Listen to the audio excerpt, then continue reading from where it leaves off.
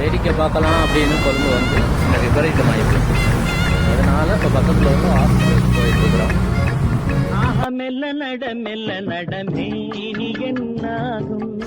இருக்கிற இடம் தான் மட்டப்புலி அப்படின்னுவாங்க. இங்கே தானே ஒரு பாட்டுலாம் போயிட்டு இருக்கும்.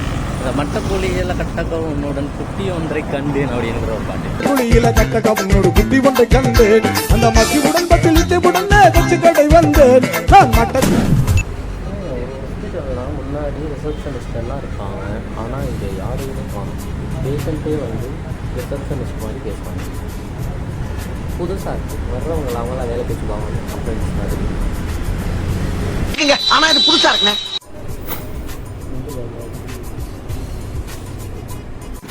ஹாஸ்பிட்டலை விட்டு வெளியில் வந்தாச்சு. இப்போ தான் டாக்டர் கேட்டார், காய்ச்சல் இருக்கா இல்லையா அப்படின்னு. காய்ச்சல்லாம் இல்லை அப்படின்ட்டு நம்ம மடையில் நினைக்கிறோம். டாக்டர் கேட்டது உண்மையாகிற மாதிரி நம்ம காய்ச்சல் நினைக்கிறோம்.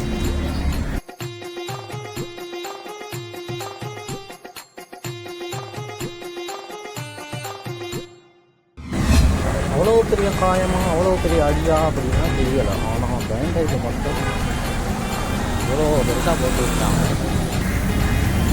கஷ்டமாக இருக்குன்னு சொல்ல முடியாது, ஆனால் கஷ்டமாக தான் இருக்குது.